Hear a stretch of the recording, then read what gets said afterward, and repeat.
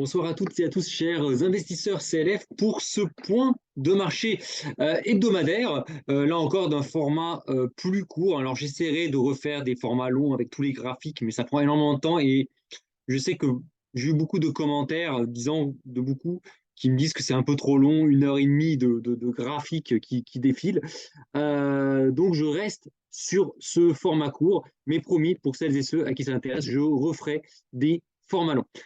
L'intitulé de cette vidéo, de ce point de marché qui est un peu paradoxal, qui s'intitule La France à l'arrêt, le CAC 40 au sommet. Il faut quand même le remarquer, hein, c'est assez fort de café.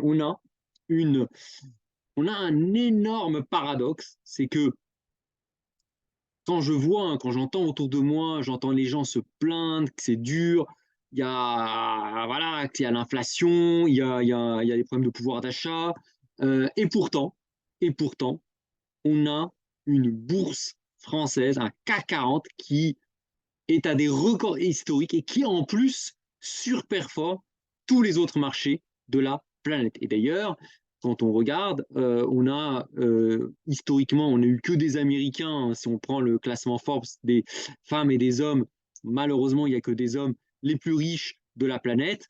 Euh, Ça a toujours été les Américains qui étaient en tête. Et là, depuis début 2023, fin 2022, on a un Français qui est l'homme le plus riche du monde, hein, Bernard Arnault, et qui est quelque part, qui symbolise l'éclatante santé du CAC 40. Alors c'est très intéressant, on va justement l'objectif de cette vidéo, c'est de voir un petit peu ce paradoxe et de comprendre hein, qu'est-ce qui se passe derrière tout ça. Alors, je commence hein, par le premier point, hein, l'actualité française, l'actualité sociale, des grèves et des manifestations historiques. Forte mobilisation hein, le 7 mars hein, pour la 6e journée d'action contre la réforme des retraites. Les syndicats revendiquent 3,5 millions de manifestants, hein, bien plus que lors du record du 31 janvier. Et même selon la police, hein, le ministère de l'Intérieur, 1,28 million de personnes sont descendues dans la rue. C'est énorme, hein, c'est vraiment énorme. Enfin, si vous voyez un peu la population, alors j'enlève hein, les enfants, les vieux, enfin les extrêmes hein, de la pyramide des âges, on a à peu près 50 millions, on va dire même 40 et 50 millions de population active française. Même quand on prend le chiffre de la police, 1,28 million, c'est énorme, 2% de la population active française qui est dans la rue.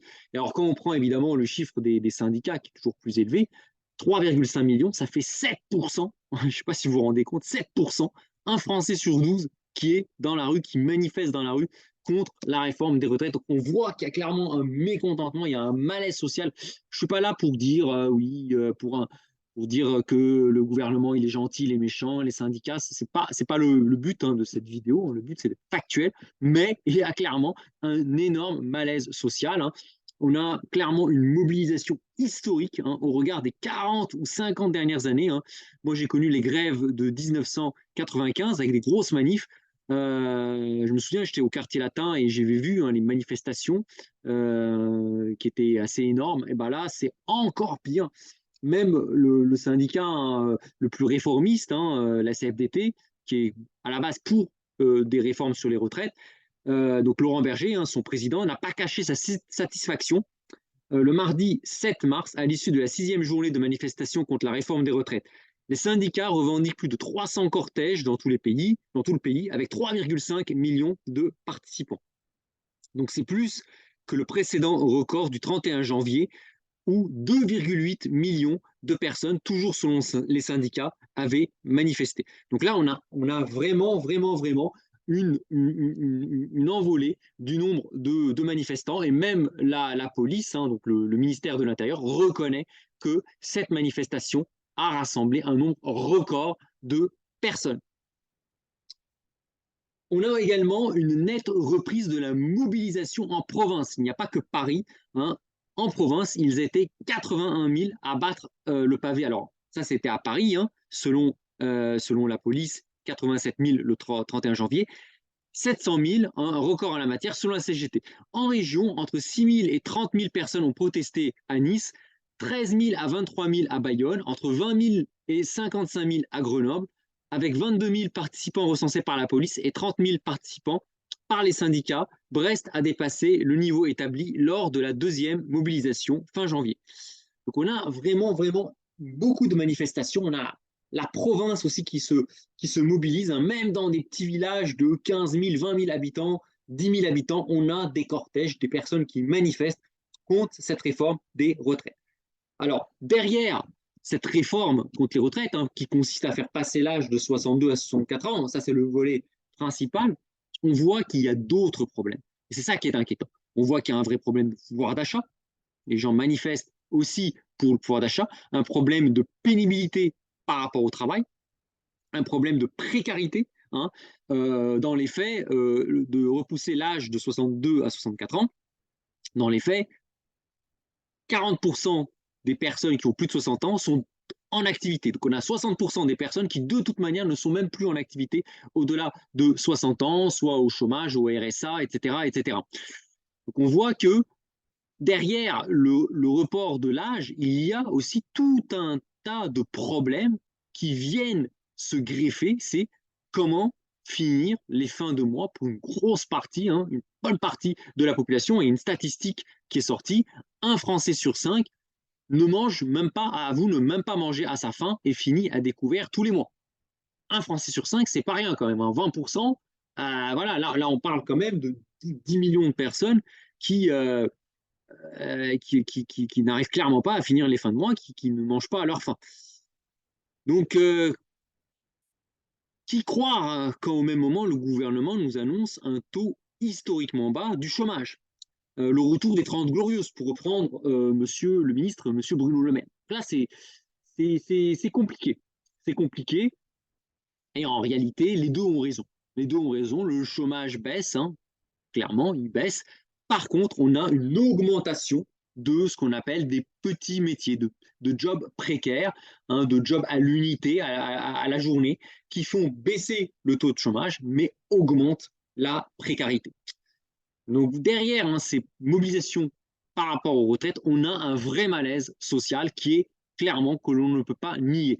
Je ne suis pas en train de faire du catastrophisme, hein, j'ai énormément tapé sur les déclinologues, hein, les personnes qui nous annoncent l'effondrement, la fin du monde tous les 4 matins, mais il y a un malaise social en France, on a un problème de pouvoir d'achat, il y a une partie croissante de la population qui ne s'y retrouve pas à la fin du mois.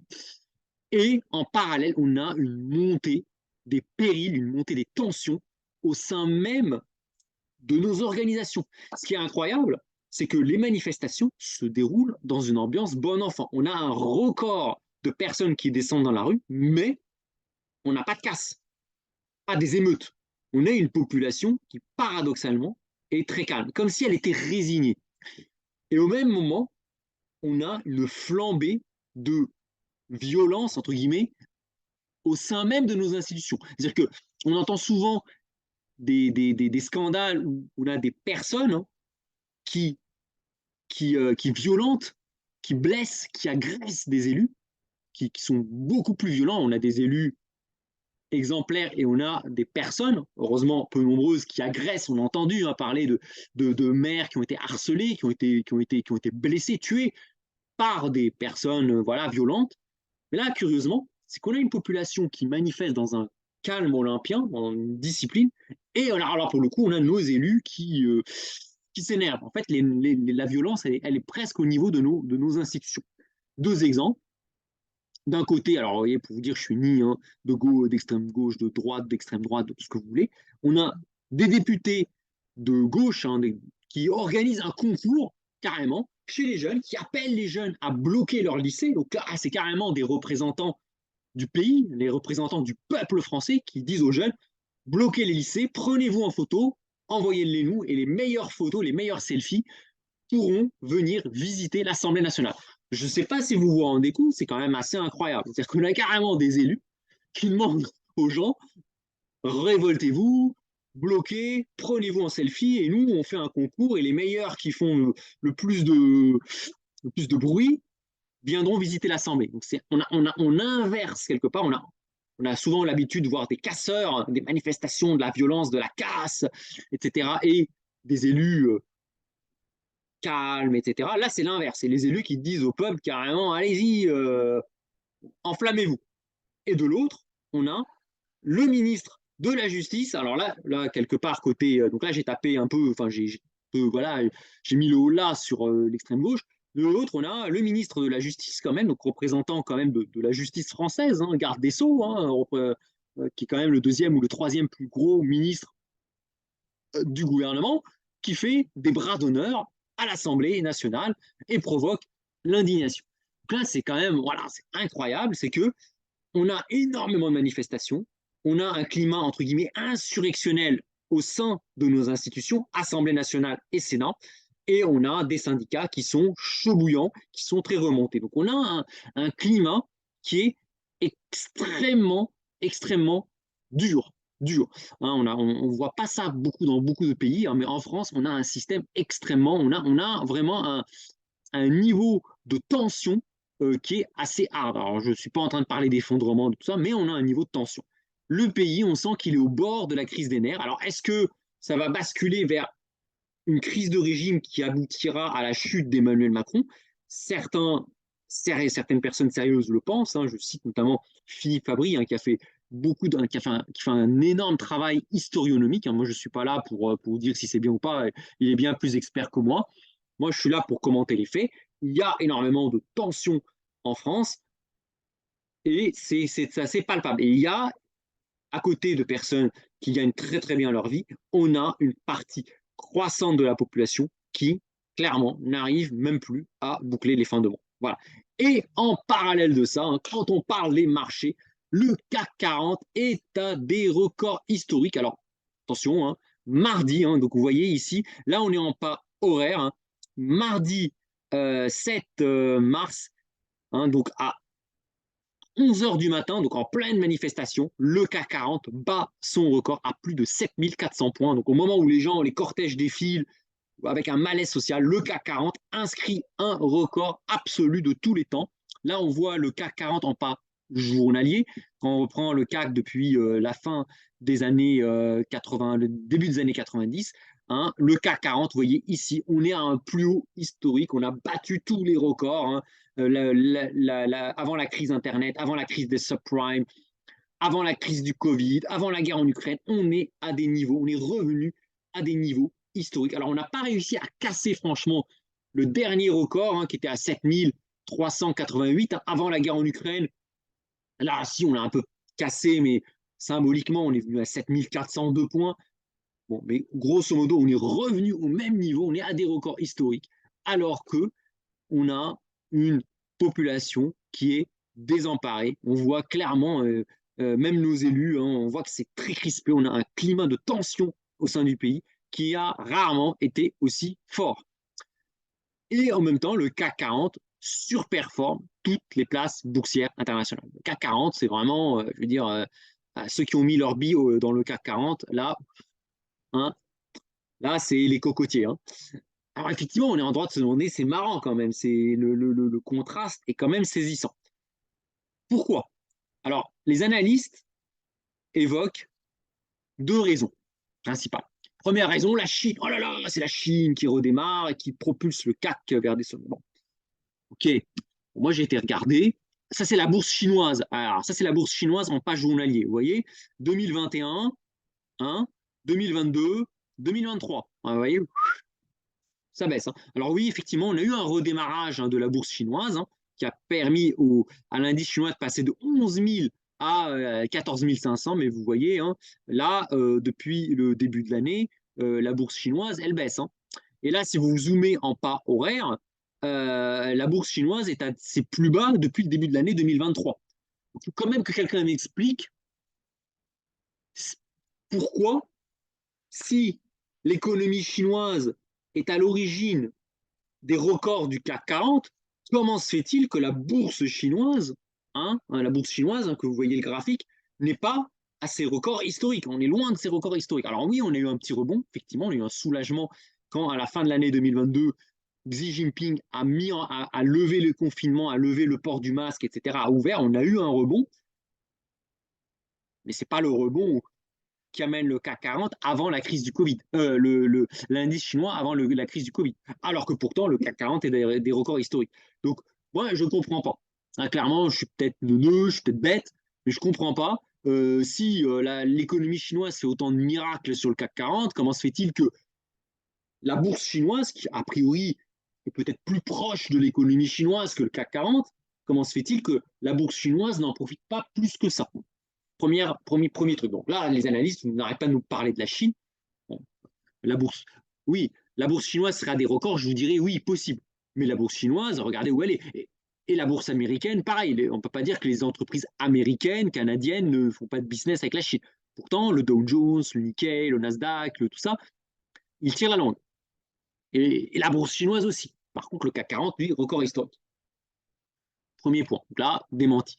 Deuxième point que certains analystes nous donnent, hein, c'est le génie des patrons français. Voilà, on a des génies à la tête du CAC 40, on a vraiment des génies, des tueurs et tout. Là encore, je me dis, c'est quand même marrant, parce que les génies dont on nous parle, bon, pour reprendre, hein, certains comme, qui sont bons, hein, je ne dis pas, attention, hein, comme Bernard Arnault, ben, la plupart des patrons du CAC 40 sont des patrons depuis des décennies. Hein. On sait très bien que le système français, les patrons du CAC 40, c'est un système en vase clos. Hein. Vous et moi ne pouvons pas devenir patron d'une entreprise du CAC 40. Hein. Il faut avoir fait telle école, avoir fait telle école d'application de l'école initiale. Enfin, c'est compliqué quand même. Hein. Voilà, il y a quelques prépas qui permettent d'entrer dans quelques écoles, qui permettent d'entrer dans quelques écoles d'application. C'est seulement comme ça que vous devenez patron du CAC 40. Hein. Vous ne devenez pas patron du CAC 40 en gravissant les échelons de l'accueil jusqu'au sommet. Ça, c'est une fable. Donc, comment se fait-il que si ces patrons sont si intelligents que ça, sont si bons que ça par rapport aux autres, hein, comment se fait-il que le CAC 40 a attendu 2023 pour battre des records historiques?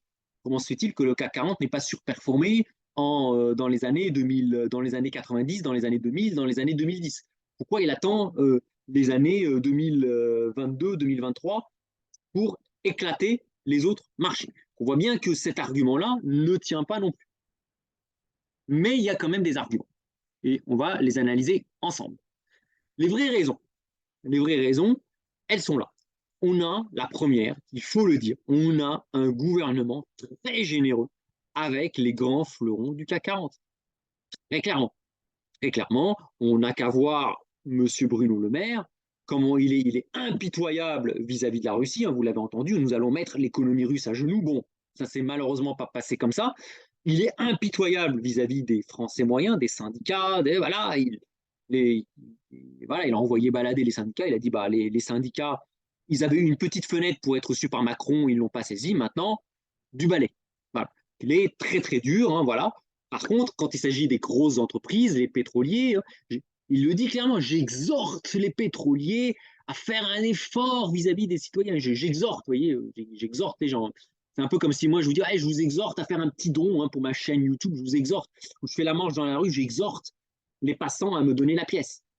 On voit bien un ministre de l'économie qui est très dur vis-à-vis des syndicats, vis-à-vis de la classe moyenne, et est très, très, très gentil vis-à-vis des patrons. Donc on va parcourir hein, tout ce qui a été fait pour les grands fleurons du CAC 40. Et là encore, il ne s'agit pas hein, de jouer, hein, loin de moi, de jouer le syndicalisme d'extrême gauche. Hein. Je suis un gros investisseur, mais j'observe. Il s'agit d'être factuel. Suppression de l'ISF et remplacement par l'IFI, donc l'impôt sur l'immobilier.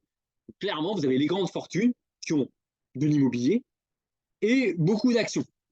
Vous leur supprimez l'ISF, mais vous gardez l'impôt sur la fortune immobilière. Bah, qu'est-ce qui va se passer? Vous allez avoir des transferts massifs de l'immobilier vers les actions. Si on vous supprime l'ISF sur tout ce que vous détenez en actifs financiers hors immobilier, bah, qu'est-ce que vous faites? Bah, vous investissez dans les actions. Et ça a permis justement aux gens, aux investisseurs fortunés, d'investir massivement dans les actions du CAC 40, premièrement. Deuxièmement, suppression de la CVAE. Alors la CVAE, c'est un impôt comme la CFE qui est basé sur le chiffre d'affaires. ça permet aux entreprises qui font plus de 500 000 euros de chiffre d'affaires, quel que soit le pays, de payer une taxe parce qu'elles sont domiciliées en France. Parce que vous savez que les grosses entreprises qui font énormément de chiffre d'affaires, on ne parle pas de 500 000, mais plusieurs milliards, qu'est-ce qu'elles font? Elles vont déduire du chiffre d'affaires des charges qu'elles peuvent transférer d'un pays à l'autre et déclarer un résultat proche de zéro. Et il y avait un impôt qui permettait quand même à ces entreprises de payer, c'était la CVAE, dont l'assiette n'était pas le bénéfice qui peut être transféré, mais le chiffre d'affaires. Cette CVAE a été supprimée par Emmanuel Macron. Deuxième cadeau. Troisième cadeau, la baisse de l'impôt sur les sociétés, dont la tranche était à 33% et maintenant elle est à 25%. Là encore. Quatrième cadeau, la flat tax sur les dividendes. C'est-à-dire que jusqu'à François Hollande, les dividendes, quand vous percevez des dividendes, vous payez la CSG et vous payez l'impôt progressif sur le revenu. Donc si vous étiez très riche, vous étiez à la tranche marginale de 45%, vous payez 45% d'impôt sur le revenu plus la CSG. Aujourd'hui, ça a été remplacé par une flat tax à 30%. On est passé pour les plus riches, donc ceux qui détiennent le patrimoine, les actions, hein, ils étaient imposés à hauteur de 45 plus 17%, donc on était à 62% d'imposition globale, charge sociale incluse, à 30%. Donc on a divisé par deux l'impôt sur les gros actionnaires. Donc là, évidemment, ça a poussé ces grosses fortunes à acheter, à rentrer dans le CAC 40. Cinquièmement, absence de taxation sur les rachats d'actions. Même aux États-Unis, quand même un pays pas communiste, Joe Biden a mis une taxe de 1% qu'il a monté à 4% sur l'ensemble des rachats d'actions, ce qu'on appelle les stock buyback. En France, les entreprises peuvent racheter leurs actions sans payer d'impôts. Il y a deux manières pour une entreprise de remercier, de fidéliser ses actionnaires. La première, c'est le versement de dividendes. Or, on a vu que sur les dividendes, la taxe. Deuxième manière de satisfaire ses actionnaires, c'est on ne verse pas de dividendes, mais on va racheter les actions. On propose un rachat d'actions. Évidemment, quand vous diminuez le nombre d'actions en circulation, bah vous augmentez la valeur des actions qui restent. Et ça, c'est pas forcément positif pour la recherche. Hein. Joe Biden l'a déclaré, c'est désastreux pour faire de la recherche, du développement. Ça ne fait que enrichir les actionnaires et en particulier les gros actionnaires, les actionnaires historiques. Ce rachat d'actions permet de finalement de concentrer encore plus de capital entre les mêmes mains. Ça encore, hein, le gouvernement ne veut pas taxer les rachats d'actions alors que les Américains le font. Ça, c'est encore positif pour le CAC 40. Et enfin, dernièrement, hein, ce sont toutes les réformes sociales du gouvernement qui vont toujours dans le sens du CAC 40.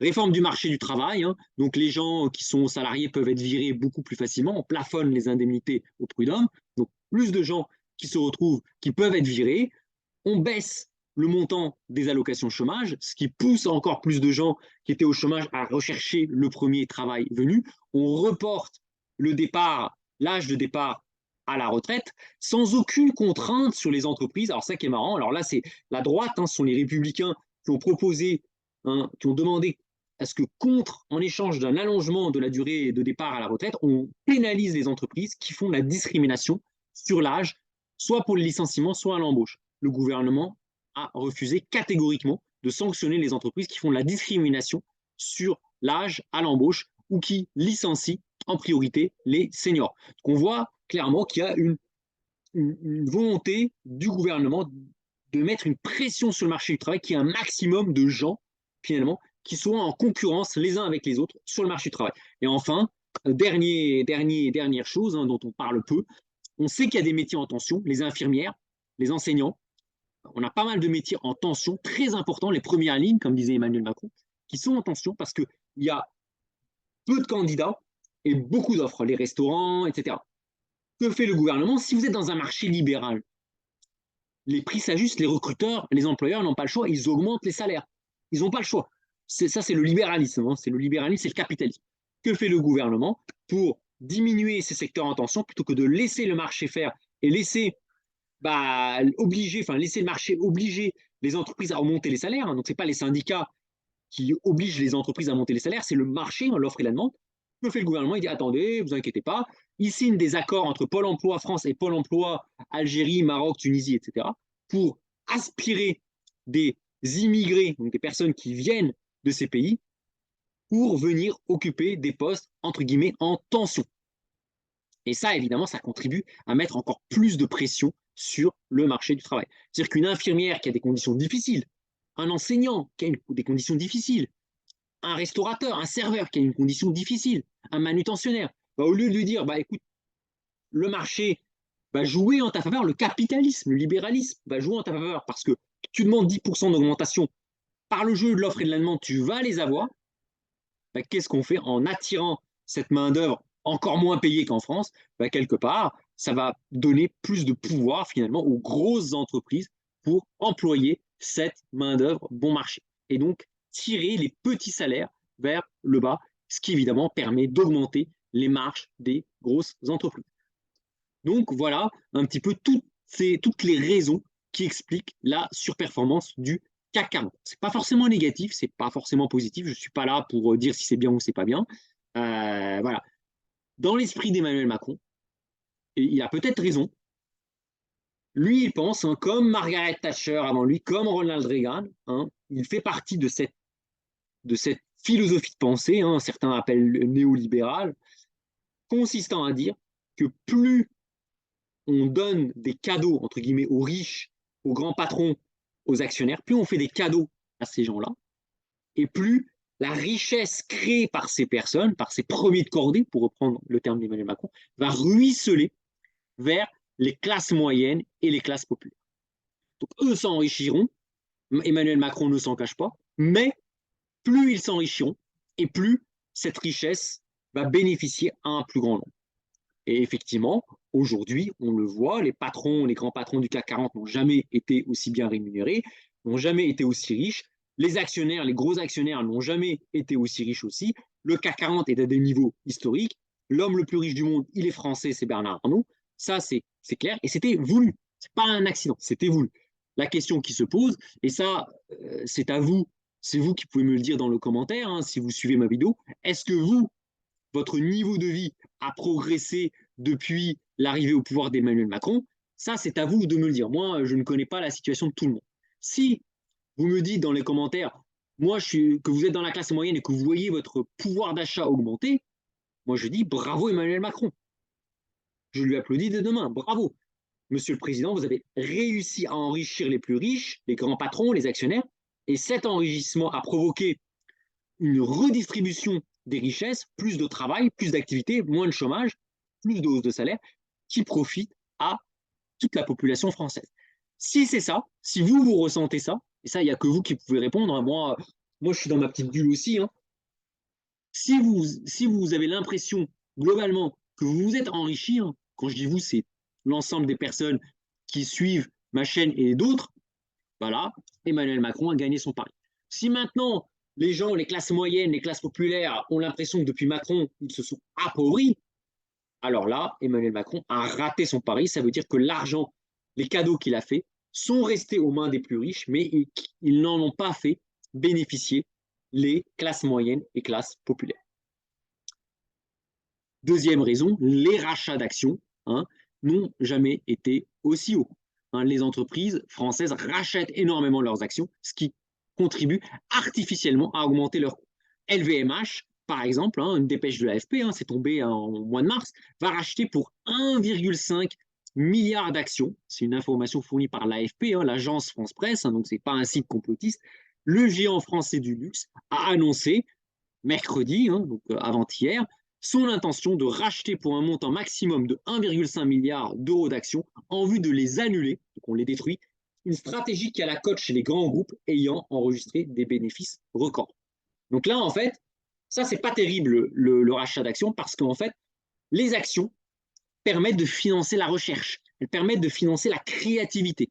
Or, en faisant des rachats d'actions, quelque part, vous transformez une entreprise comme LVMH, qui est une entreprise, un fleuron, en une rente, en une entreprise de rentier, une entreprise dont les actionnaires essayent de vivre de leur rente.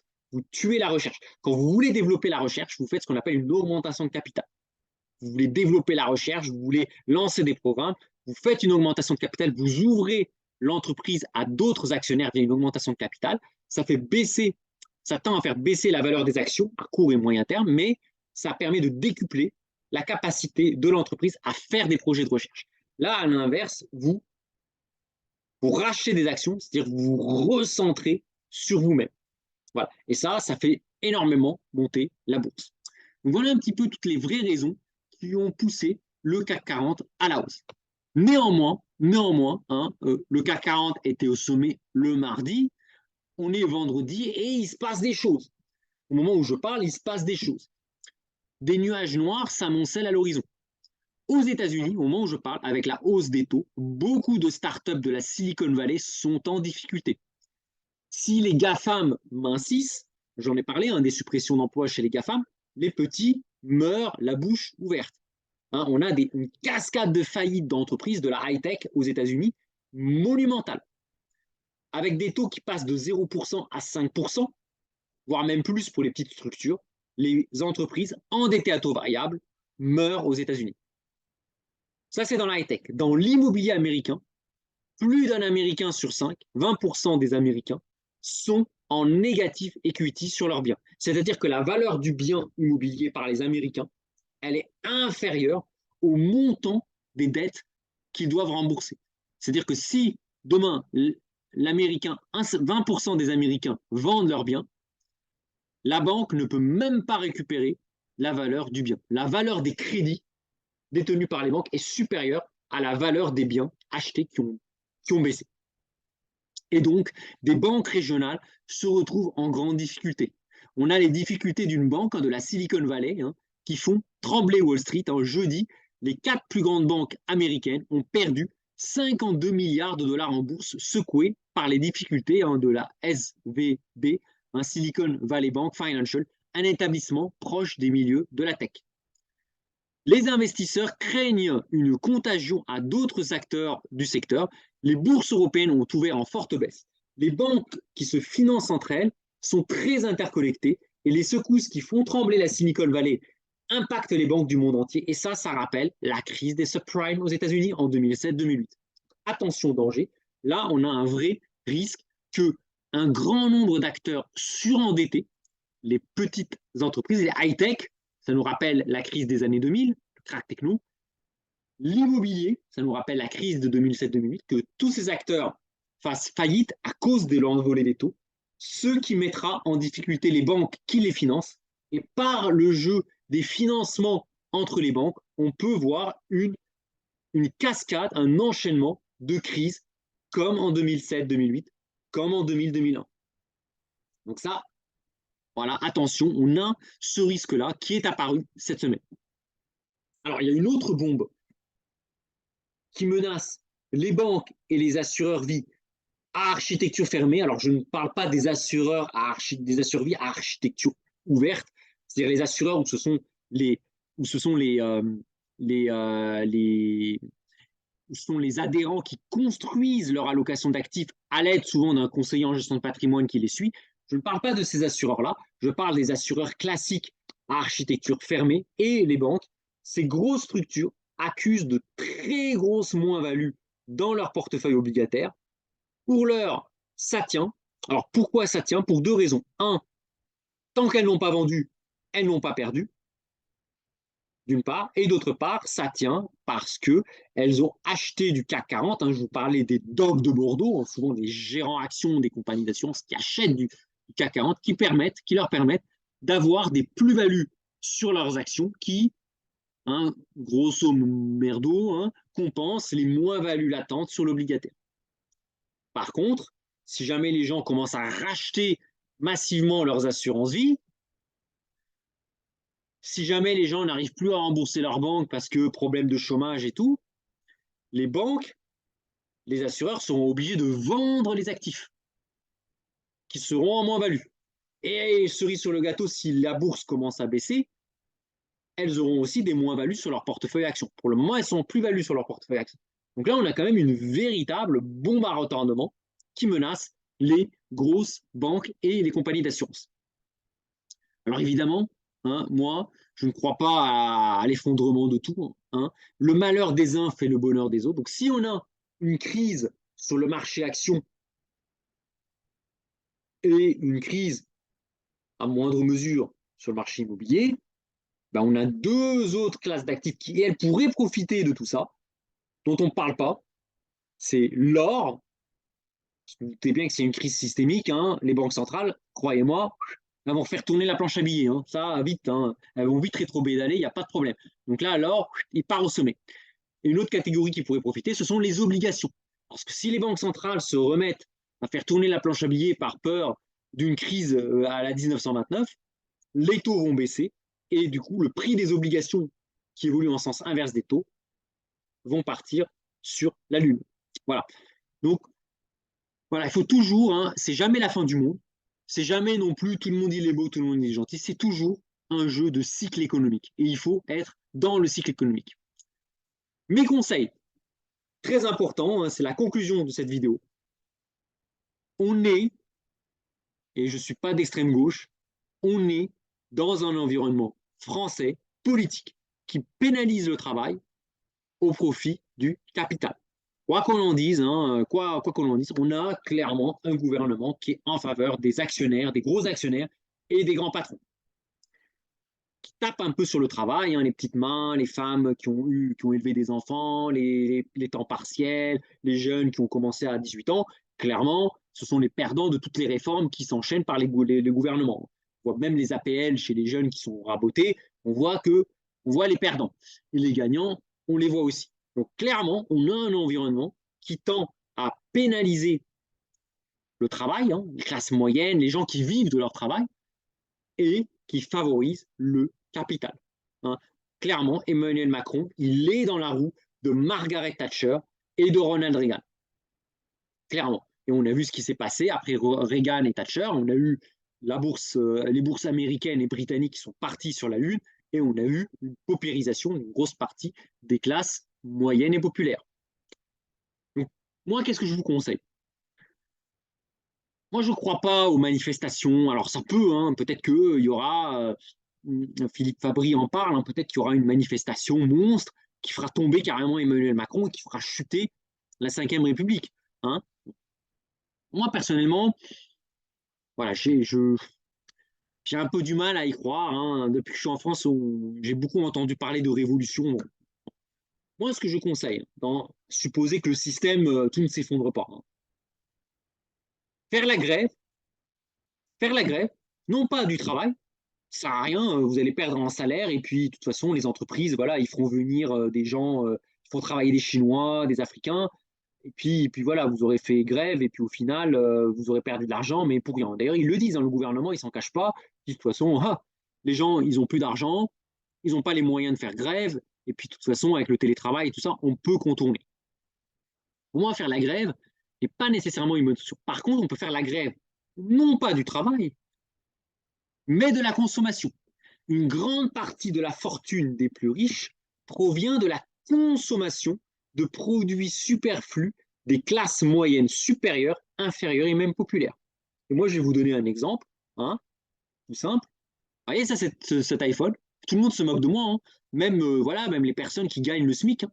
Ça, c'est un iPhone 6. Vous voyez, je l'ai depuis 2016. iPhone 6. Tout le monde me dit, ah là là, t'es ringard, achète l'iPhone 14, je sais même plus si c'est l'iPhone 13 ou l'iPhone 14, j'en sais rien. Moi, je leur dis, attendez, moi, je ne vais pas claquer 1500 euros pour enrichir le patron de Apple.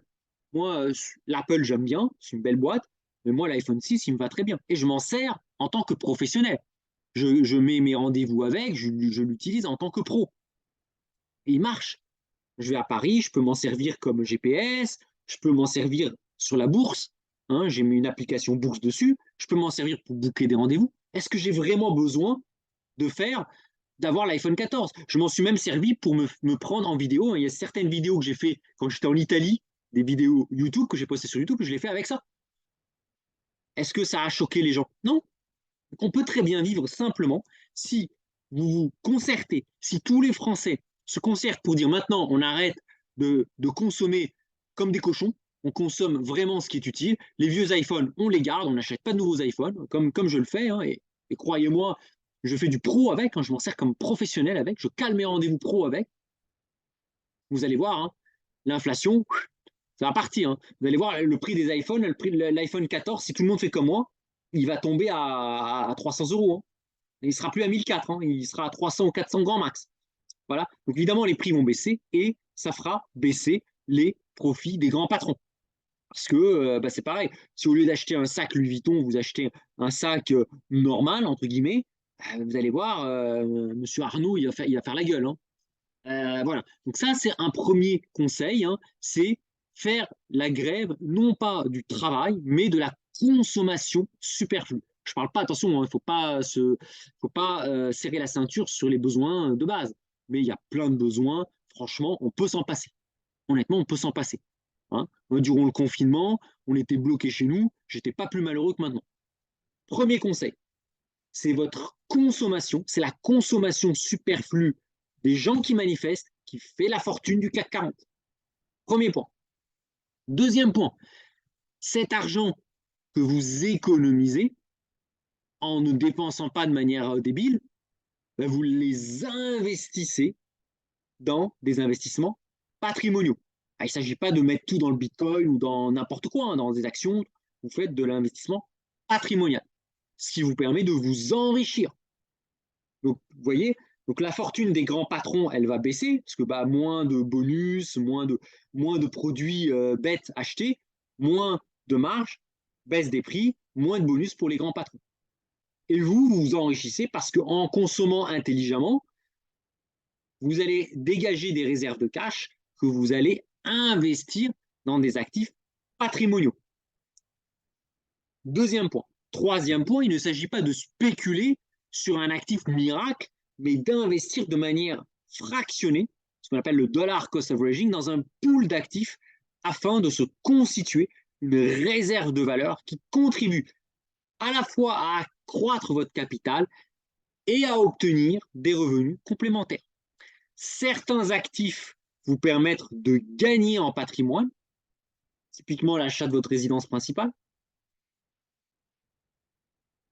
l'achat d'or, hein, d'or, de métaux précieux, ça vous permet d'accroître votre patrimoine en valeur nominale, et vous avez d'autres actifs qui vont vous permettre d'accroître aussi un peu votre capital, mais aussi d'obtenir des revenus complémentaires qui progressivement se substitueront à vos revenus du travail. C'est ce que fait M. Arnaud. M. Arnaud, il ne prend pas le métro boulot dodo tous les jours. Sa fortune, c'est son capital qu'il réinvestit, qu'il réalloue. Alors Bernard Arnault, c'est un cas extrême, mais les grands patrons, les personnes les plus riches, vous n'avez quasiment pas un salarié. Sur les 1000 personnes les plus riches en France, vous n'avez aucun salarié. Peut-être quelques grands patrons qui ont le statut de salarié, mais leur fortune, elle se fait plus grâce au patrimoine, grâce aux actions, aux stock options, que grâce à leur salaire. Voilà.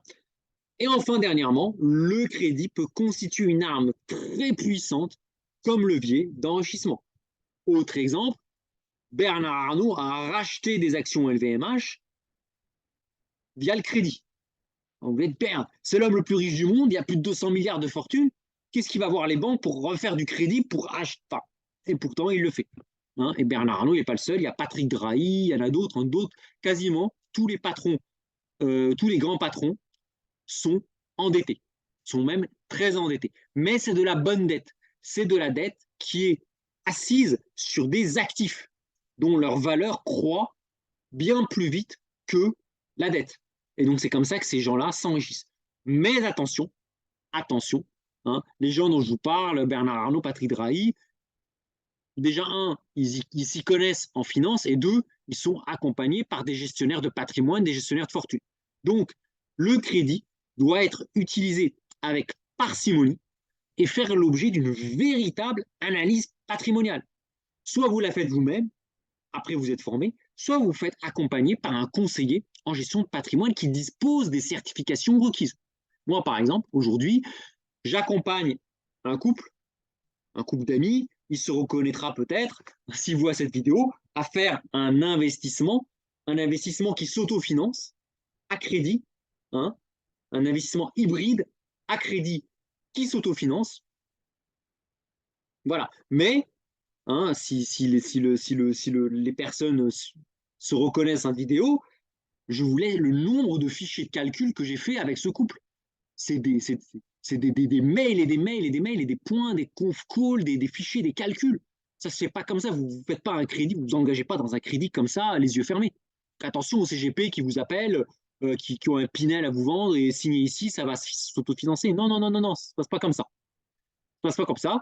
Les vrais montages qui s'autofinancent, hein, il y a des calculs à faire. Hein. C'est des formules, c'est voilà, ça se passe pas comme ça.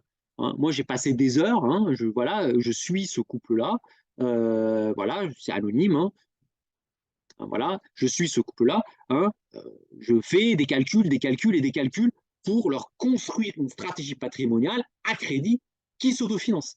Hein, ça ne vient pas du ciel, mais c'est du travail. C'est du travail.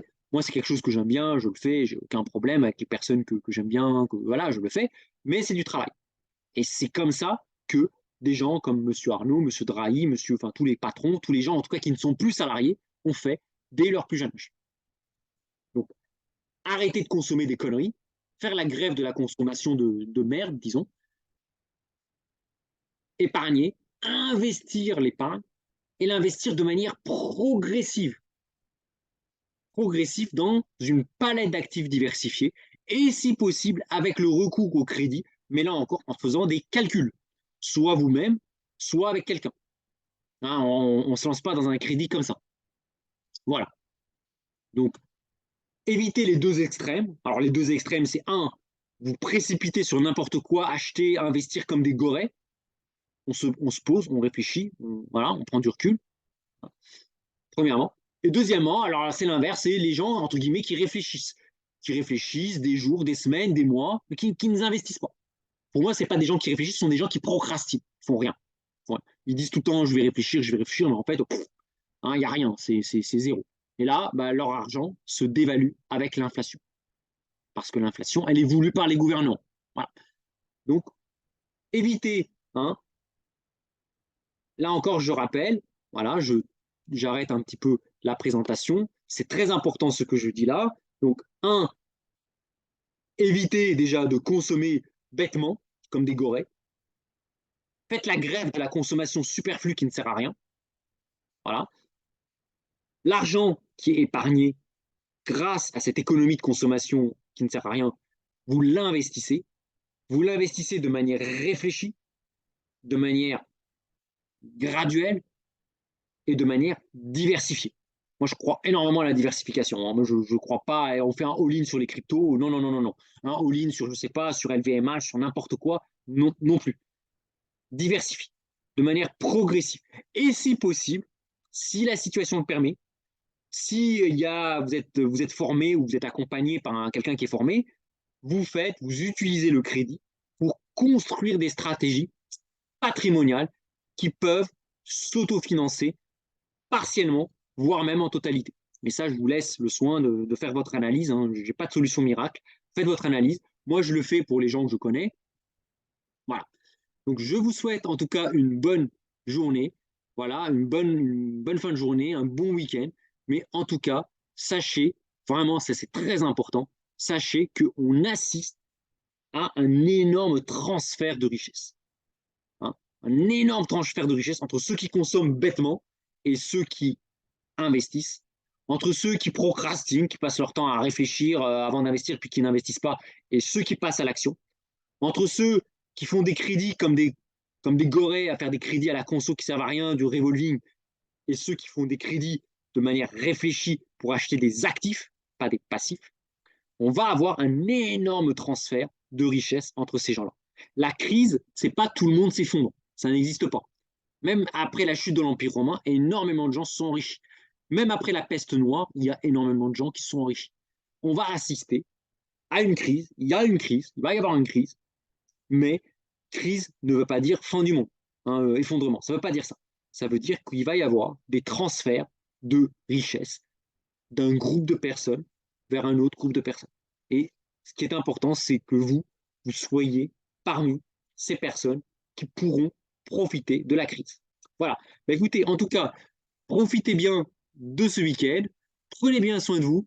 Partagez cette vidéo. Je pense, parmi toutes les vidéos que j'ai faites, il n'y a pas beaucoup de graphiques, c'est vrai, mais je pense qu'il y a un message fort à vous confier. C'est important, ce CAC 40 qui bat des records historiques et ces gens qui manifestent, qui galèrent et tout. Ça, c'est pas un accident.